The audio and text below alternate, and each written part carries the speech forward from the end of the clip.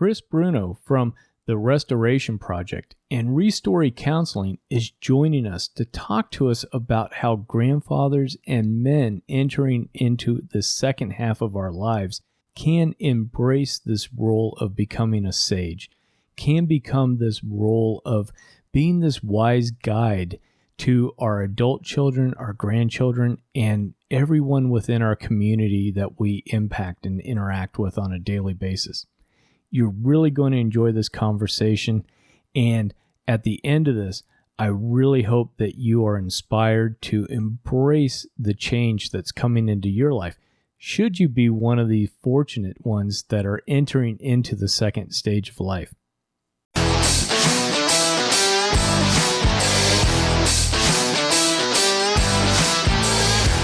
Hello, and welcome to the Cool Grandpa Podcast. This is your host, Greg Payne, coming at you from Studio 12. This podcast is about being the best possible grandpa you can be, focusing on what it is to be a grandpa and how we can all share that experience together for our grandchildren.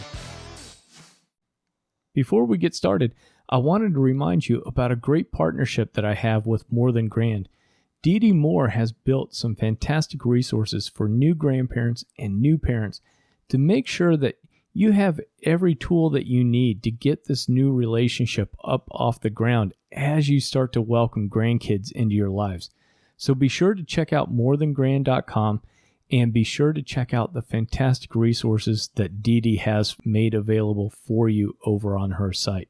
As we get started with this conversation with Chris, I want to let you know that this does get a little emotional at times because there's so much that I was impacted by with Chris's book and even with this conversation that we're about to have. But this is a fantastic interview, and I really hope that you share it with your friends that could use and really enjoy the wisdom that Chris shares with us. So without further ado, let's jump into this conversation. Hi, Chris. Welcome to the Cool Grandpa Podcast. Hey, thanks so much for having me. It's great to be here. I'm excited to have this conversation because this age of life of becoming grandfathers in mirroring up with your work on being a sage, I think just goes hand in hand. So I'm excited for this conversation. Absolutely. Me too. Me too. As we get started, I'd love for you to give us a short introduction of yourself and tell us a little bit about how you got into developing ReStory Counseling and the Restoration Project. Yes. Well, I live in Northern Colorado. I've got 3 mostly adult children, and I've been married to my wife for 28 years. And so we have been around the world together. I am from Colorado. We've lived in Chicago. We've lived in Ann Arbor. We've lived in Istanbul. We've lived in Seattle. And now we live in Northern Colorado. So we have been literally around the world together. And that is actually how I ended up doing this work. So I was an international missionary in the Middle East there for 10 years with my wife. And we had a group every year. We got a group of kind of recent college grads who would come and join us for a year or two. And so as the leader of the organization, I was fathering these young adults. Many, I had my own children, but I was fathering these 20-somethings and sometimes 30-somethings. And 2 things happened. One was they were just entering into adulthood. And so they were like trying to figure out how to adult and what does it mean? And they were uncovering a lot of stories, a lot of issues that came from their family of origin that they were trying to work through and kind of put together and figure out. And I, as the leader, was there to help them and hear them, but I was not equipped to actually walk with them through that journey. So that was happening. And then probably primary to it, was that I also was walking through some things that I, in my own life and story, I had my own children. I was doing this work. I needed to do some stuff on the inside of my life. And so coming back from being overseas, that's how we landed in Seattle, was to go to graduate school and get a counseling degree. So we did that, came back, retooled and reshaped for a second season of my life. And here I find myself 13 years later running ReStory Counseling and an organization called Restoration Project. Oh, that's awesome. And I love the fact that you had the kids with you while you were traveling and going through this and exposing them to different people, different cultures, different situations, many of which their friends could never understand or appreciate. Oh yeah, absolutely. I mean, we went with one, we came back with three, so we actually had kids along the way. And literally last week, I just got back from an international trip through Restoration Project, which I can unpack what that is. We do a lot of work with men in all different kinds of spaces, one of which is in fathering and fatherhood. So we just got back from Kenya, where I took a trip of fathers and their older teens, just about to leave the house teens, and I was able to take my daughter as well. And so we've just done this work with our kids, kind of living out loud as world citizens since the beginning. Oh, that's awesome. And it reminds me just a little bit. My wife and I both worked at a scout camp for a number of years. And even after we got married, my wife was married previously, had two little boys, and we had our sons with us at the scout camp. Yeah. And so they got to meet all sorts of different teenagers, young men, young women, have all sorts of different experiences that, their friends could never understand. And they learned how to talk to adults in different situations because we kind of let them go off and be free range. They would be 10 years old and they would disappear with somebody for the day. And then they would come back at night and they had to navigate and tell people when they're hungry, what they want to do, all those different things. So it's Yes. awesome when kids get exposed to that. Yeah, I am a firm believer that there is no greater teacher for our children than exposure and experience.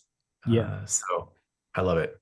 As we get into talking about the role of a sage, excuse me, and how we become a sage, I'd love to talk about the two halves of a man's life and how you define those and what those look like. Because we all get to a point where there's a midlife crisis, and all of a sudden that's the unofficial demarcation point of one half and the second. But I'd love for you to talk about those two halves and how we define those. Well, yes, absolutely. So I started to do, let me just backtrack a little bit. I started to do some work in the realm of what does it look like for us to live as intentional man in every season of our lives. And I have done that, like we just talked about with my children, as a father with my kids. But then something else started to percolate inside of me. And that was, as just as you said, as I came to and passed my midlife 40-year mark. This was a while ago now, but the 40-year mark, I was like, what is it? Who am I? What is happening? How do I live this life with intention? And there's got to be something more than just like what I do for work, or there's got to be something more than just raising these kids. That's important, but raising these kids and then they're launched, and then who am I? And I think when we talk about midlife crisis, there is this space in midlife, this middle ground of all of who we're developing and growing ourselves to be. And then a moment when we realize, wait a minute, is that actually who I am? Have I become who I am? Who I am is a little bit more on the inside, who God made me to be, and all the sense of my internal identity, but has my external reality reflected my internal identity? And a lot of us don't have that really kind of figured out by the time we turn 40, and we're like, I don't have much time left. I better figure this out if I'm actually going to become who I am. And so that's where, you talk about the two halves of a life.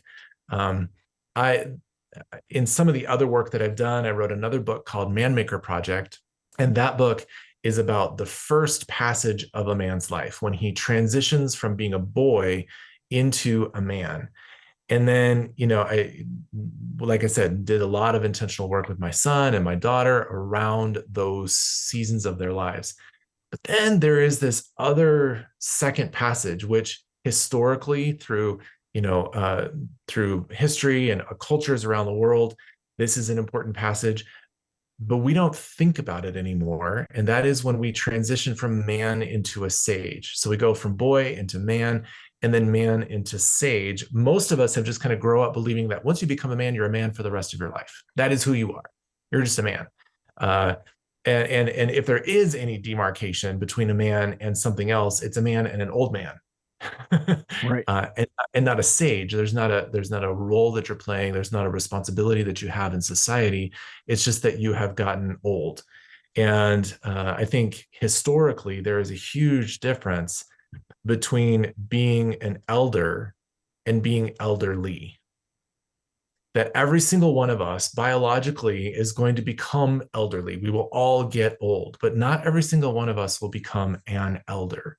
And there is a really significantly, just real significant role that I think we have as men and as women. But so we're talking about men here, as men in society, that traditionally over the last 100 years, 150 years, we're starting to think that it just means that you hit retirement and you check out. And I actually want to help change the narrative, turn the ship a little bit towards, hey, when you're hitting that 40, 50, 60, 70-year age range, it's not that you check out. That is actually when you have the best opportunity to check in, that you're not doing some of the things anymore, like building a life and career and raising those kids. Now you have the freedom of time and finances and focus to be offering some of the most valuable years of your life are in that second half, in that second season of your life.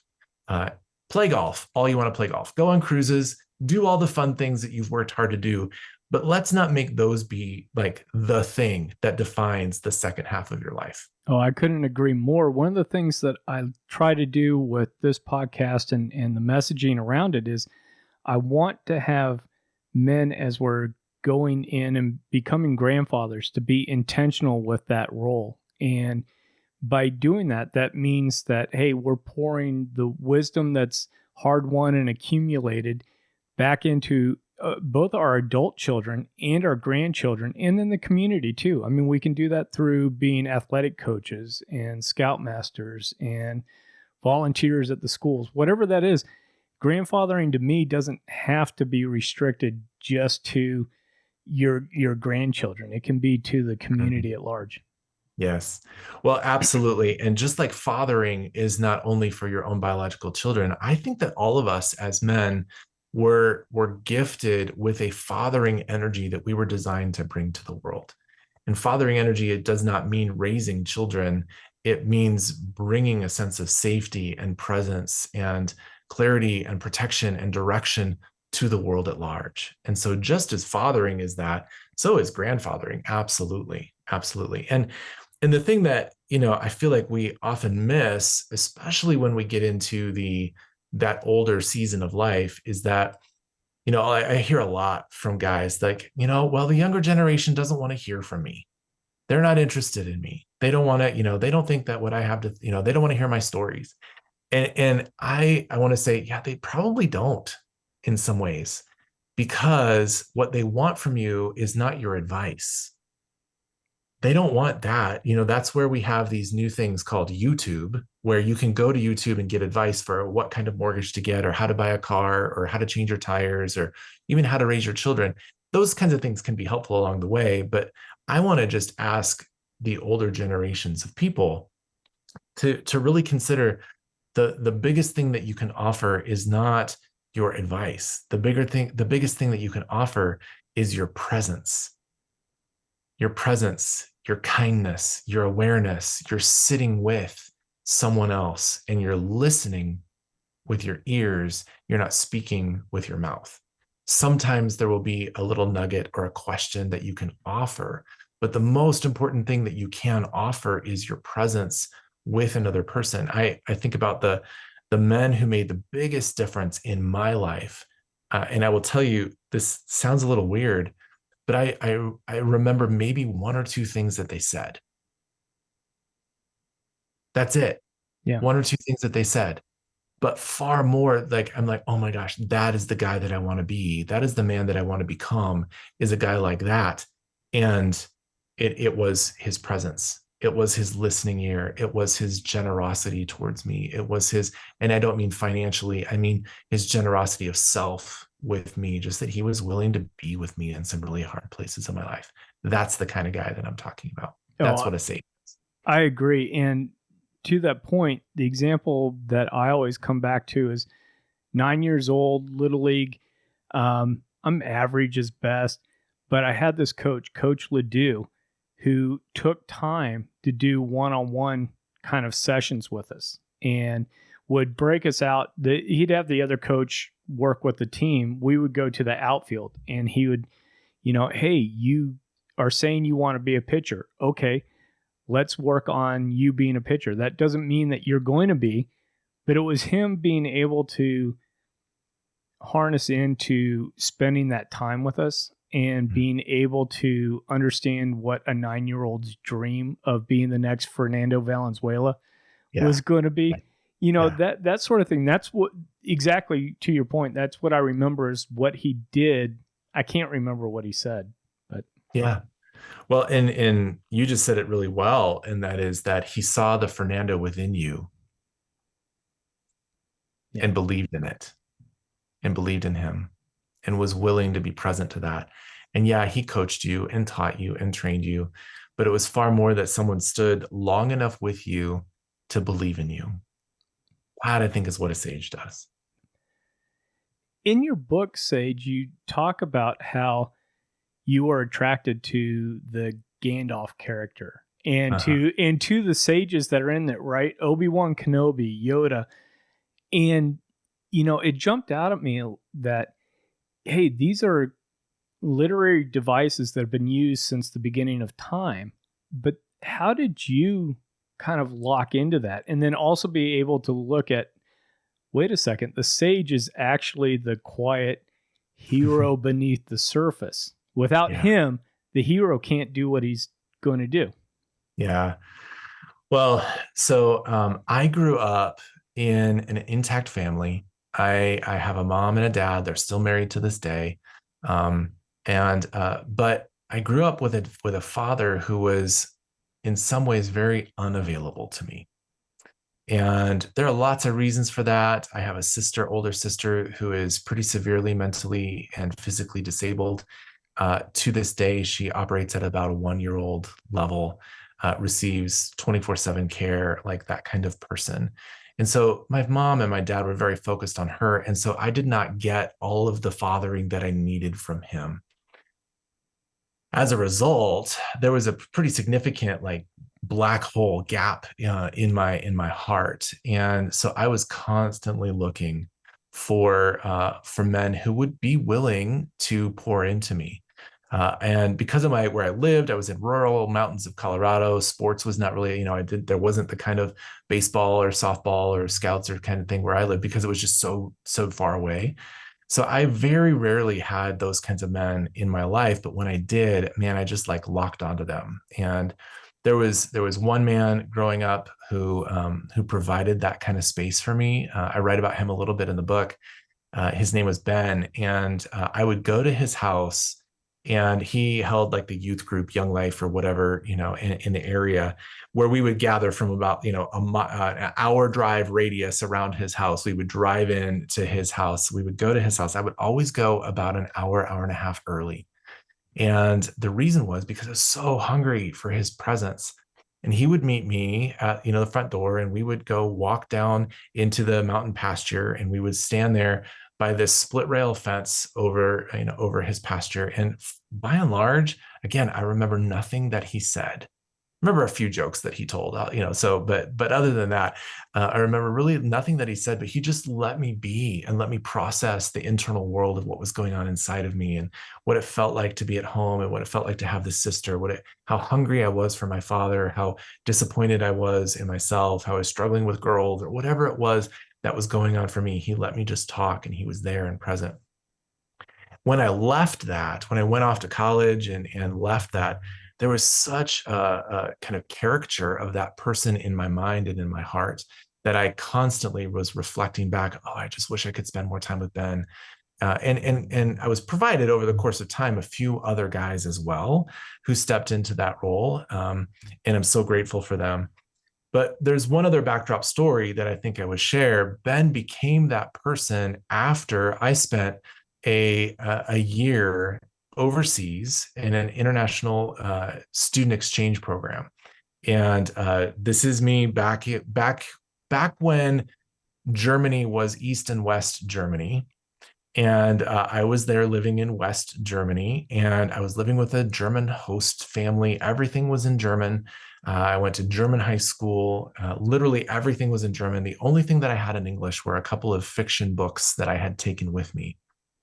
And so every once in a while, for some like brain and language reprieve, I would hide away in my attic room in their house, and I would read these books. And from these books, I found these characters who kind of walked through their every season of a man's life and ended up in the season of the sage. And then most of it's a series of 5 books. Most of this of the series is not about when they were a young man or when they were a king or when they were a warrior or any of those stages, which I feel like we focus so much on. We focus on the king and the warrior, like that's the pinnacle of manhood when you can fight your battles or, establish your kingdom or whatever.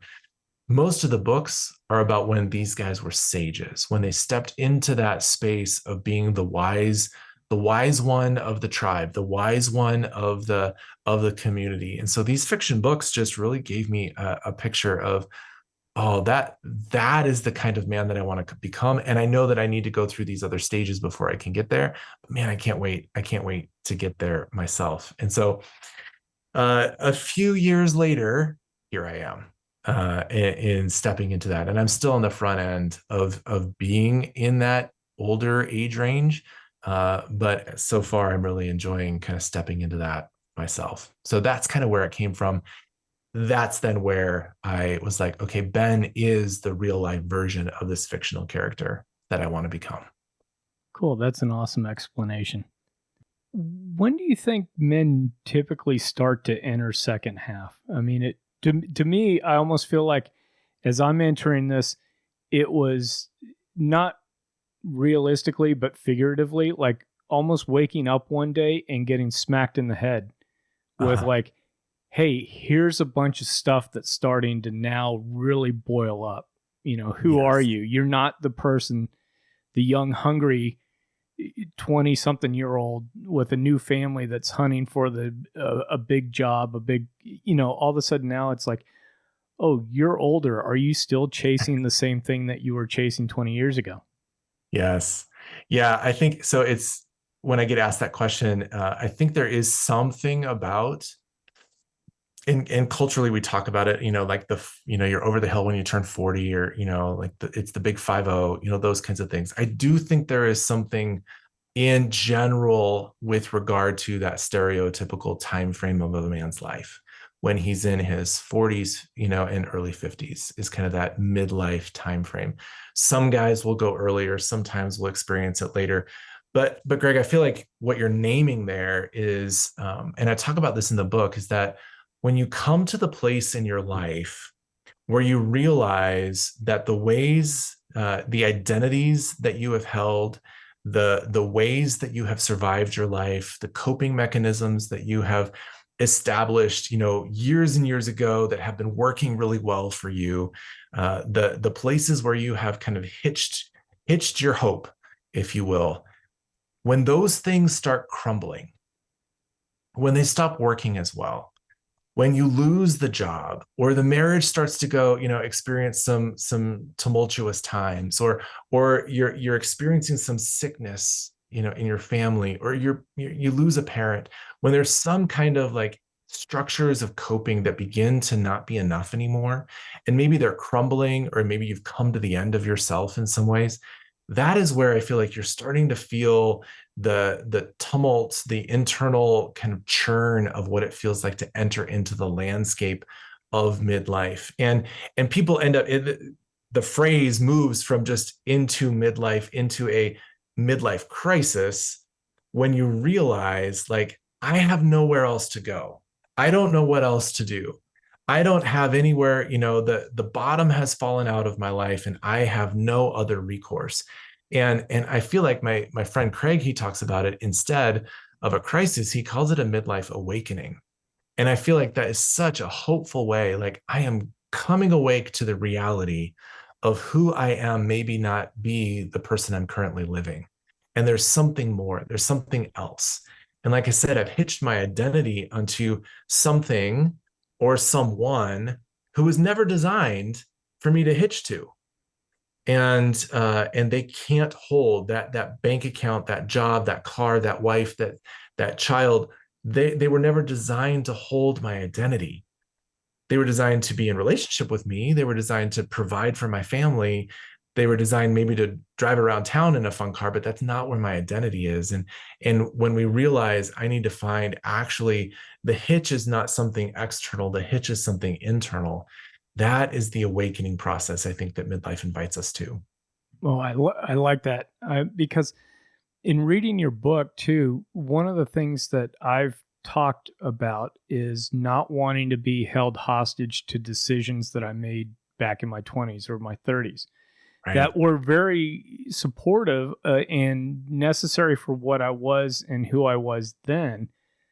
But I feel like sometimes maybe this is part of that awakening, is realizing like, hey, what the 20-year-old me did and decided to do, I don't have to follow that program anymore. I can release that and I need to find something else for me.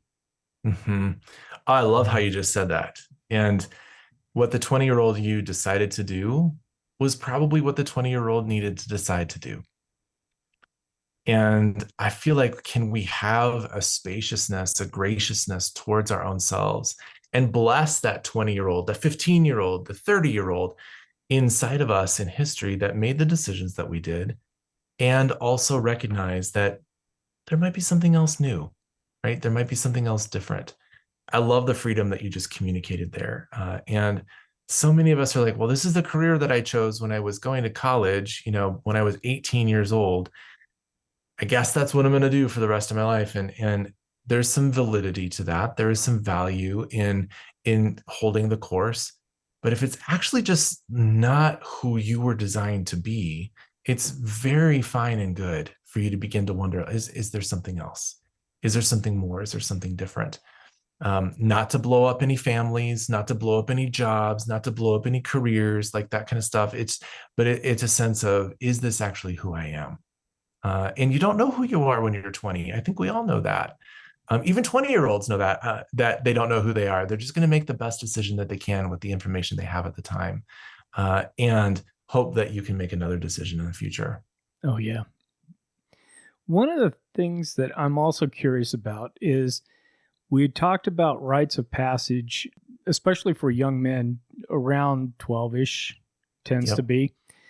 Do you think that maybe we shortchange ourselves by not having a rite of passage into the second half of life as you start to enter elder or sage? Because even though you might not be there fully yet and you're ready for the white robe and the long white beard, but feeling like, hey, you're at a point in your life where we need to do something to recognize that you're moving into this second half. Yes. Oh, I love that you said that. I'm very much, I believe that rites and rituals and ceremonies help us mark the movement of our heart through time and through stages of our development and growth. 100%. And I think, we've got weddings, we've got funerals, we've got ceremonies like that. We have graduation ceremonies. We have, all kinds of ceremonies that fill our lives, but we really don't have the rite of passage ceremonies marked out for us. Now, here is something I would say about an importance and then a difference. The importance is that we have them. I wonder how many of the listeners right now had some kind of formalized ceremonial process that their father led them through. And you said 12 years old, anywhere from 12 to 15 to 20, somewhere in there. We as men need our fathers and the community of men to deem us and call us a man. That is something that we need. And otherwise, we're going to be living the rest of our lives going, am I a man? Am I enough? And we need the community of men to actually name us and call us, you, my son, are a man. That is important. And granted, a 12 or 13-year-old is not actually a man yet, but he needs to believe that he is. And he needs to be invited into the circle of men. That ritual, that rite is super, super important. Now, the reason that I say that in that way is that to go the rite or ritual to go from boy into man is a communal experience. It is something that needs to happen in the context of the company of men. And you'll see in all of these ancient, and other culture rites of passage, that is how it is. It's the boy does not become a man by himself. However, it's the opposite for a sage. It's the opposite for a sage. A sage is not deemed a sage by other people. A sage grows into a sage in some internal processes. If the external process of boy to man, if the process is external from boy to man, the process from man to sage is internal. And there is that journey that I think we need to take internally for ourselves and with ourselves, and even go back to some of the other stories that you've already named, right? When did so and so become a master Jedi? When did someone, like, we don't see any of those ceremonies. We don't see any of that process because it's far more something internal has shifted inside of him that then moves him into sage. And I think a mark of a sage is that he doesn't call himself a sage. Right? That there's something about that. I'm always still growing. I am still becoming who I am, no matter how old I am. I was talking with a 90-year-old the other day, and he was like, "I hope to become the man that God made me to be." So I love that. But there is a difference, and I do think there is I want to call it a ceremony. I don't know that it needs to be as ceremonial as a ceremony sounds. But there needs to be a time, a movement, a series of years where he is intentionally making some of those movements into sage. Absolutely. Well, and I like that it's a series of progressions. And even in your book, you talk about having more of an inner peace and even welcoming in the child that had been beat up and battered around Yeah. and basically just gone through life, right? It's not saying that everybody that grew up has the same amount of trauma and everything, and people can grow up just fine, but they still have stuff that they push off as we become men. But I think you talk about being able to sit quietly with yourself and being able to go, hey, I see you as the beat up, hurt little boy. Mm-hmm. Your action served me at some point. Now I forgive you. Or now I'm at peace with you. Mm-hmm. Yes. And Greg, what's going on as you're saying that? I hear it in your voice. I am getting a little choked up because it is being able to forgive yourself. Mm-hmm. And I don't know if I'll keep this in, I probably will. But it's being able to have the 10-year-old you and the 50-year-old you sit down and be Mm-hmm. good. Mm-hmm. Come to peace. Yeah. Yes. And that is absolutely what this process is of moving into the sage. Like, we cannot welcome other people into a safe presence of the sage without first welcoming ourselves. And that welcome, you use the word forgiveness. Maybe there's something to forgive. Maybe there's something to remember.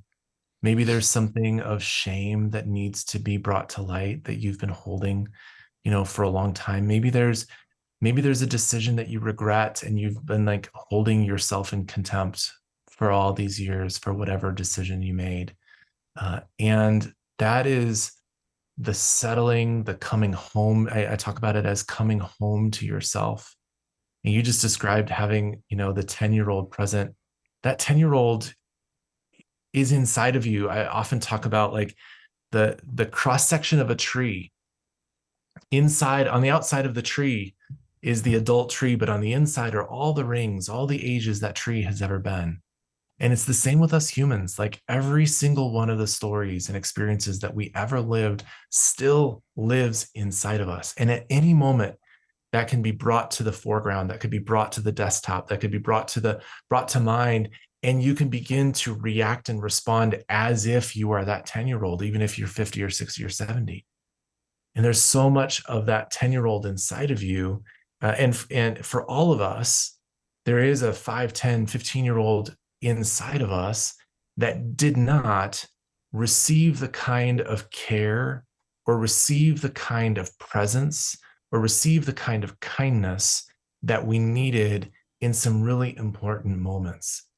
And I think one of the beautiful opportunities that we have now is to offer ourselves, that 10-year-old who still lives inside of us, that welcome and that kindness that we've been longing for 40, 50, 60 years.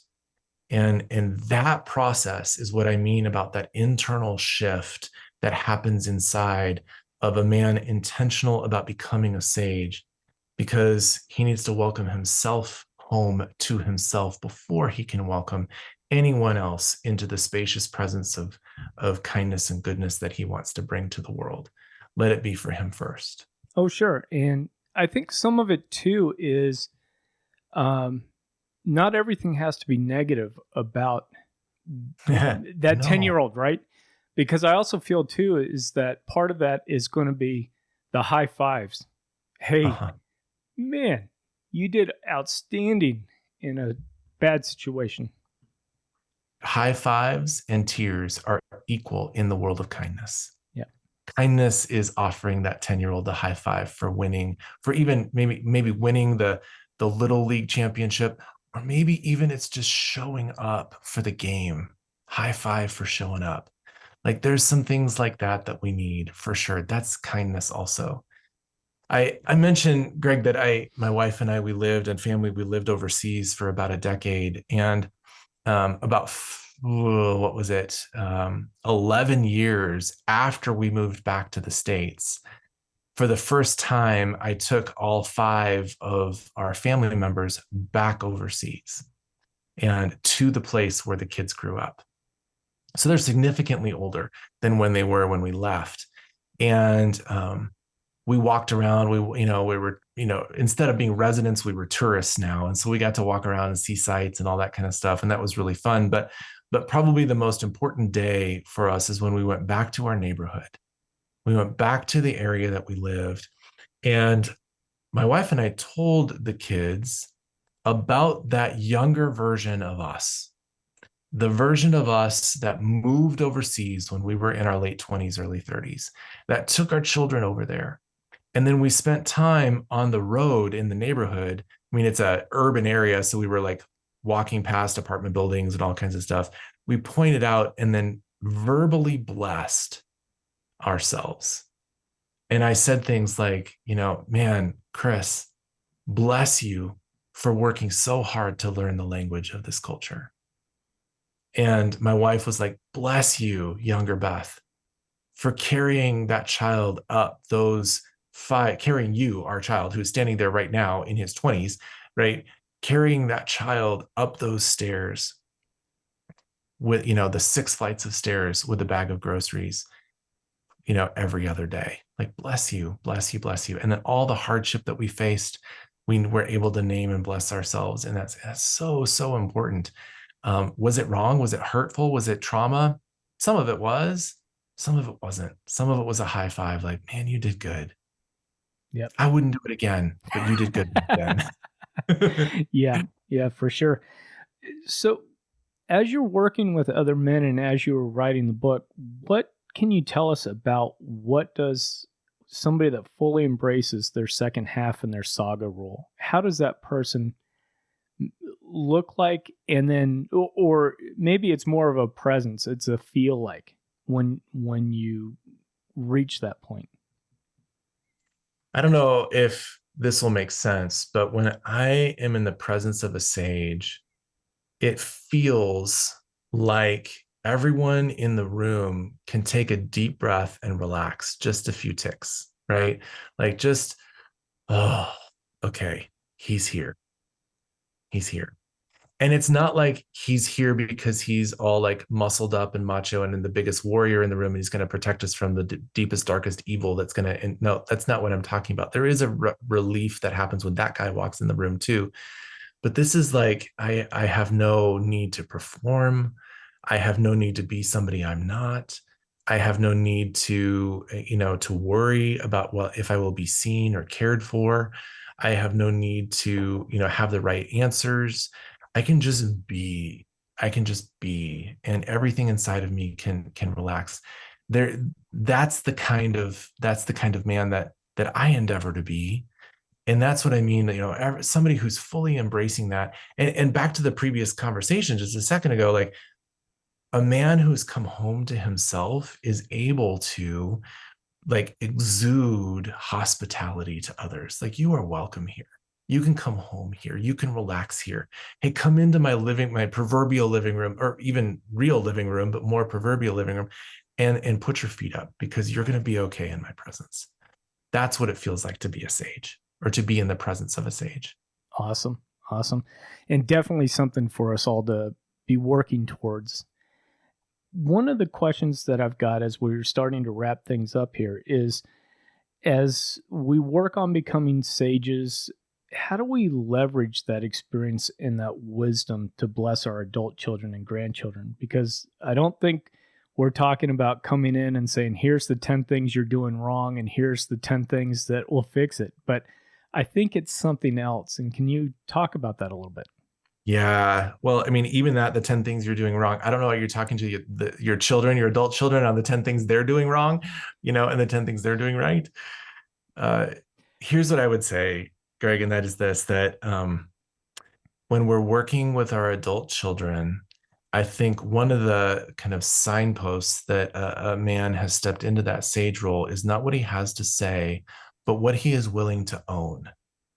And what I mean by that is, we are all living in a broken and fallen and tragic world. And however good of a dad we tried to be to our children, we made mistakes. We were off the mark in some ways. We hurt them in some ways.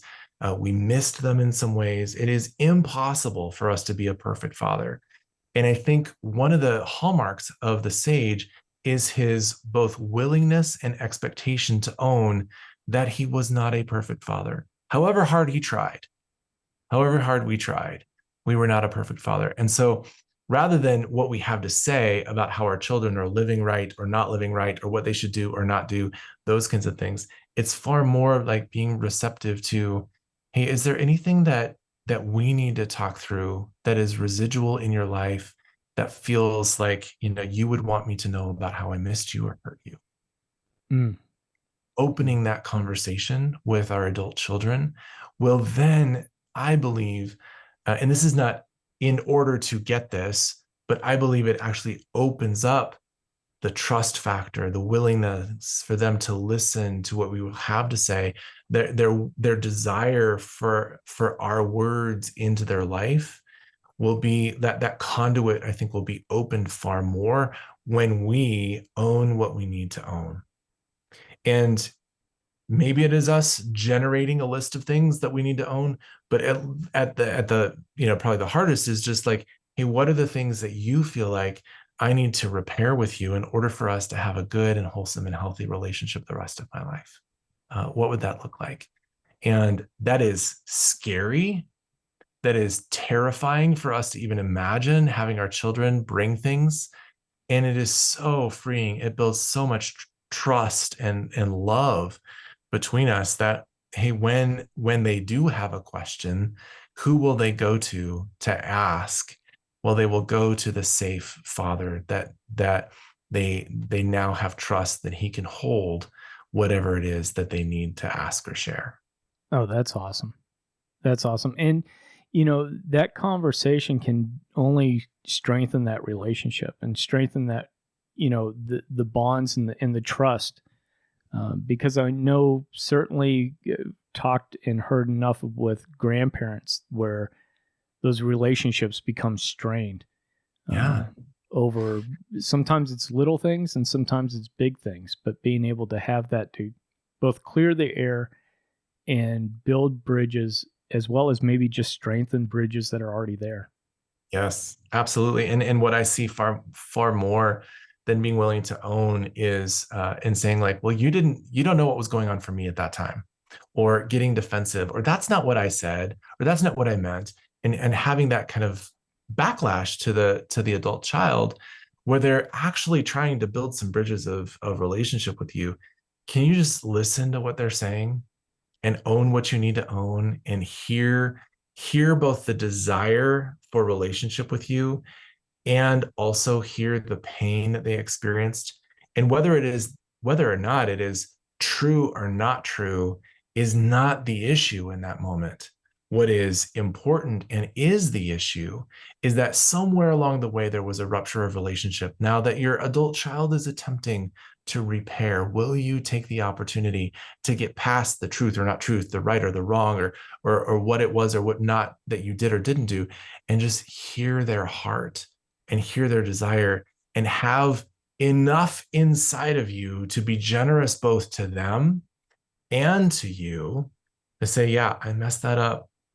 And maybe they misunderstood me, but I can extend enough generosity of grace to them to go like, I can see how that would be hurtful. If that's how you experience that, oh my gosh, my son, my daughter, I am so sorry. No, that's awesome. I really appreciate that. Eh, Chris, as we wrap this up, is there anything about being a sage or the ReStory Counseling or Restoration Project that you would like to talk about that I haven't brought up or we haven't touched on? Oh, yeah, thanks. So, ReStory Counseling is our headquarters are here in Colorado, but we have a team that works across the country. And through virtual work, we also have things that people can come to, intensives and group intensives and international experiences and all kinds of things that people can jump in with us on. So you can find us at restory.life. And then Restoration Project is a ministry to men, helping men recover their hearts and really understand who God made them to be. And so we have a lot in the realm of rites of passage for fathers and sons and fathers and daughters, but especially with an audience around grandfathering. I will tell you some of the most, I'm going to put it this way, some of the most tear jerking moments that I have been a part of, and I am a part of them regularly. Some of the most tear jerking moments that I have seen is when a grandfather is either blessing his adult son or being present to them and repairing that relationship, or if there isn't a father figure for your grandchild, to step in and surrogate father a whole nother generation and offer that presence and blessing. So I love that space. So restorationproject.net is where you can find all the things that we do with Restoration Project for Men. Oh, awesome. And I'll be sure to put those links into the show notes in case anybody's out driving around or walking the dog or whatnot. Yeah. Yeah. Well, and the book Sage, like it's on Amazon. So hop on Amazon and search for Sage, the book, and just use my name and you'll find it there. And you'll get connected with us too. We'd love to be in contact with you. Oh, absolutely. And folks, I've read the book. It's an awesome book. I can't speak highly enough of it. So we'll make sure that's easy to find as well. And Chris, thank you so much for hanging out with us and walking us through so many different things, but especially as we enter in the second half of life, this guidance and this input has been really valuable. Thank you. Awesome. Thanks so much for having me on the show. It's been great to be with you. Man, that was an awesome conversation with Chris. I really enjoyed it. It was really impactful, as you heard. And the thing is, too, is that it was such a reminder that this role that we enter into as grandfathers and as men in general in the second half of our lives is one that if we choose to embrace it, we can really have a strong impact on our families and our communities. I hope you got a lot out of this, and I hope that you do share this with any family and friends that could really use and enjoy listening to the conversation around becoming a sage. A couple of things I just want to remind you of before we sign off here is that Chris has a fantastic opportunity for men in their second life to go to Scotland in January and work with another group of men to really go through the sage experience, really dig into issues that might be holding us back, dig into issues and opportunities that we can really use to propel ourselves forward with our relationships, as well as just coming to peace with ourselves. So I hope you check out the show notes. Look for the link for Restoration Project. Check out the links for ReStory Counseling, and be sure to check out the Sage book as well. You're really going to enjoy that book. And if you've got any men in your lives that are going into that second half, this is a fantastic book to give them as a gift. So until next time, remember to stay cool.